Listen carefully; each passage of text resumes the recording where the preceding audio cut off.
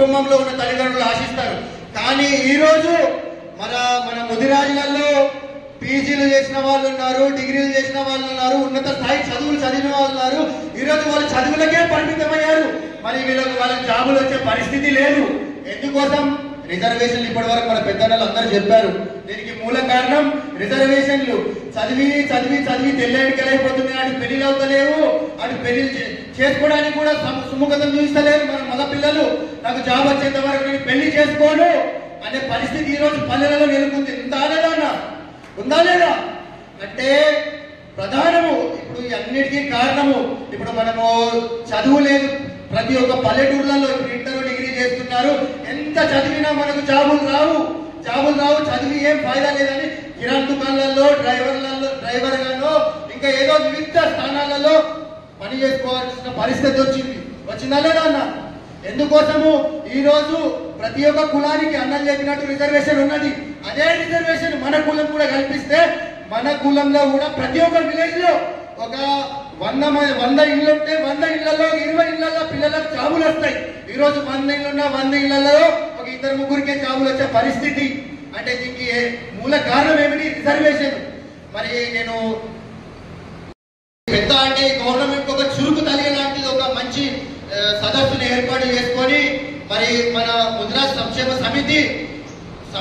సమితి తరఫున మీరందరూ ఒక సమితికి సహకరించి మన ముదిరాజుల హక్కుల కోసం పోరాటం చేయాలని మీరు ప్రతి ఒక్క విలేజ్ లో ఇప్పుడు ఈ కార్యక్రమం అయిన తర్వాత ప్రతి ఒక్క విలేజ్ లో మీరు మేధావులు మీకు తెలుసు ఒక నలుగురికి మీరు చెప్పగలిగితే ఆ నలుగురిలో కూడా చైతన్యవంతం వస్తుంది.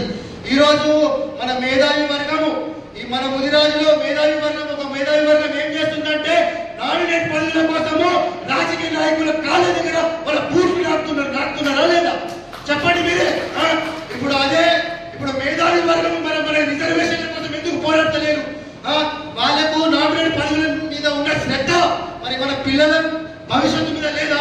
ఈ రోజు రిజర్వేషన్ వస్తే ఎవరు బాగుపడతారు? ప్రతి ఒక్క ముదిరాజు బిడ్డ బాగుపడతారు. పడరా చెప్పండి. ఈ రోజు రిజర్వేషన్ ఎందుకోసము? ఈ రోజు 80 ఏళ్ళు నారాయణ గారు ఆయన ఎంతకాలం ఉంటారో తెలియదు. అలాంటి 80 ఏళ్ళు ఉన్నా కూడా అరే నా ముదిరాజులకు అన్యాయం జరుగుతుంది, నా ముదిరాజు బిడ్డలు చాలా వెనుకబడిపోతున్నారు, నా పరిస్థితి ఏమైనా నా ఆరోగ్యం సహకరించకపోయినా ఈ రోజు నేను పడికల్ గ్రామానికి వెళ్తా, నా అవసరం ఎంతనో ఉంది, అక్కడ వాళ్ళకు నా అంతు ఒక సందేశాన్ని ఇస్తా, వాళ్ళకి చైతన్యవంతం చేస్తా అని ముందరికి వచ్చారు. కానీ ఈ రోజు ఎంగుగా ఉండి ఆర్థికంగా ఉండి అన్ని రకాలుగా ఉండి ఒక పార్టీల జెండాలు పోసుకుంటా పార్టీ నాయకుల కాళ్ళ కింద ఈ రోజు నామినేట్ పదవుల కోసం పాకులాడుతున్నారు. నేను అందరినీ అంటలేను, కొంతమంది మన ముదిరాజులనే కొంతమంది మన పేరు చెప్పుకొని అక్కడ నామినేట్ పదవుల కోసం పాకులాడుతూ ఉన్నారు. మరి మీరు అక్కడ పాకులాడేది ఏందయ్యా? ఈ రోజు మీరు ముదిరాజులందరినీ ఏకం చేసి మాకెంత మేమెంతో మాకెంత అని వాటి అడగండి. వాళ్ళకి క్లియర్ చూడండి. ఇయరా మనం అందరూ ఏకమైన సభ పెట్టి మనం నిరోధిస్తే మన వాటి మనకు రాజకీయంగా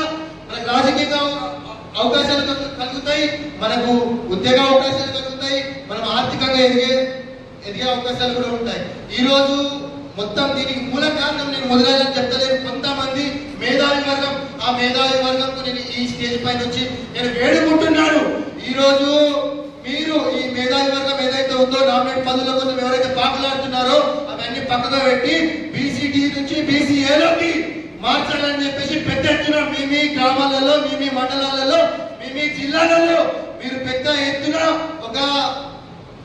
ఒక మండలం కానీ ఇప్పుడు ఒక గ్రామంలో ఉన్న మన ఉంటాయి కదా, మన గ్రామాలలో మన ముదిరాజ్ సంఘాలు ఉంటాయి. ఆ సంఘాల్లో చిన్న మీటింగు చిన్న గ్రామాల్లో పెట్టుకుని తర్వాత మండలాల్లో పెట్టుకుని తర్వాత జిల్లా స్థాయిలో పెట్టుకుంటే 100% అక్కడ ఉన్న ఎమ్మెల్యే కానీ అక్కడ ఉన్న ఎంపీ కానీ ముదిరాజులందరూ ఏకమైపోయారని వాళ్ళు గవర్నమెంట్ దగ్గరికి వెళ్తారు. మనకు కావాలి